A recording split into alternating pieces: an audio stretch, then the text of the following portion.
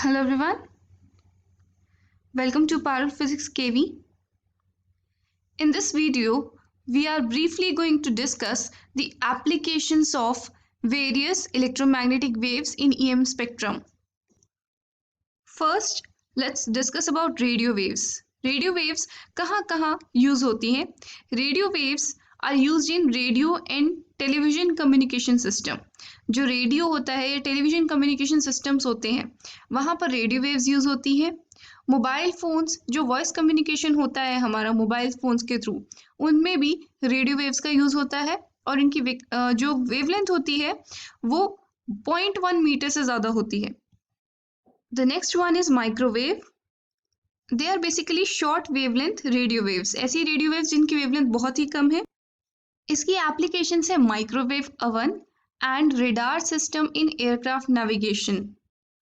Microwave oven की बात करें तो माइक्रोवेव्स का साइज जो उनकी वेवलेंथ होती है that is approximately the same as the size of a water molecule. तो जब हम उसको फूड को माइक्रोवेव ओवन में रखते हैं and we start passing the microwaves then due to their very similar size microwaves transfer energy to water molecules जिसकी वजह से जब उनमें एनर्जी आ जाती है they get heated up. So if we are asked in the exam that how do microwave oven work, so we'll write that any food material will have water, sugar or fats in it and microwave get absorbed by the food, they penetrate the food and they get absorbed by the water or fat molecules.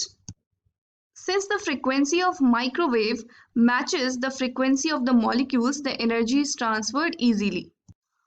और अगर हमसे पूछा जाए that why microwaves are used in the radar systems, तो हम यही लिखेंगे कि इनकी short wavelengths होती हैं और जिस वजह से इनकी high penetrating power होती है with respect to atmosphere, तो ये किसी भी obstacle से जो इनके path में आता है easily diffract नहीं होती.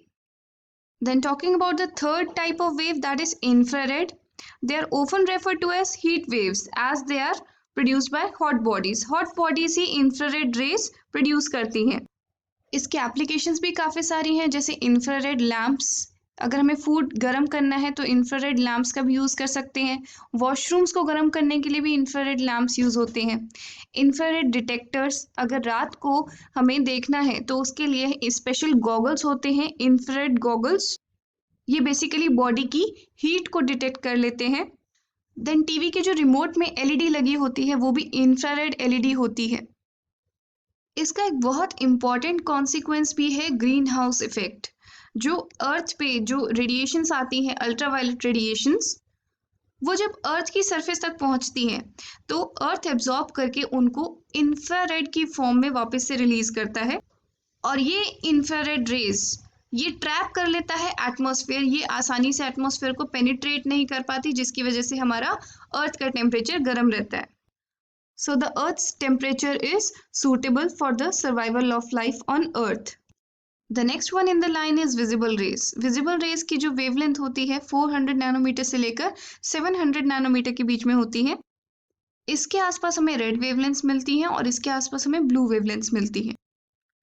Light rays are the most common form of EM wave. We are able to see everything because of light rays only.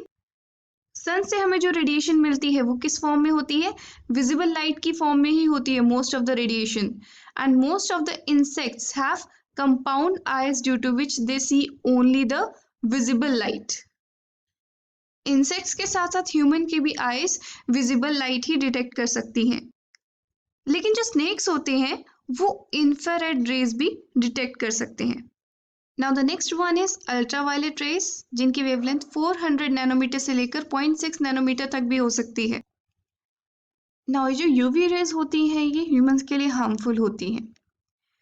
ये बहुत ही जो हॉट बॉडीज हैं जैसे सन प्रोड्यूस करता है और ये अर्थ की तरफ आती हैं, ये UV रेडिएशंस हमारे लिए हार्मफुल होती हैं।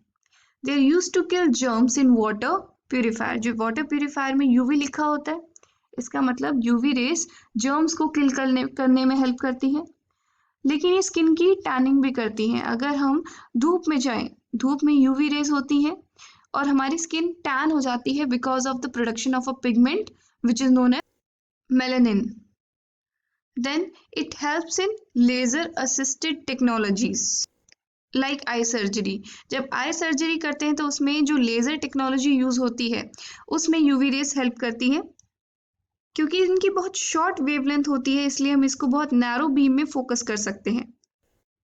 आपने पढ़ा होगा कि हमारे अर्थ के एटमॉस्फेयर में एक ओजोन की लेयर है इन द अपर एटमॉस्फेयर. वो क्या करती है, वो यूवी रेस को फिल्टर करती है क्योंकि यूवी रेस से स्किन कैंसर जैसी बीमारियां भी हो सकती हैं. तो यूवी रेस के एप्लीकेशंस भी हैं, डिसएडवांटेजेस भी हैं. The next one is X-rays, which are produced by bombarding a target by high energy electrons. एक मेटल टारगेट अगर हम लेते हैं, एक एटम लेते हैं और बहुत हाई एटॉमिक नंबर वाला वो एटम है, तो उस केस में अगर हम उस पर बहुत हाई एनर्जी इलेक्ट्रॉन्स बॉम्बार्ड करते हैं सच दैट लोअर ऑर्बिट में से एक इलेक्ट्रॉन नॉकआउट हो गया, तो अपर ऑर्बिट वाले इलेक्ट्रॉन नीचे जंप करते हैं जिसकी वजह से एक्सरेज प्रोड्यूस होती हैं.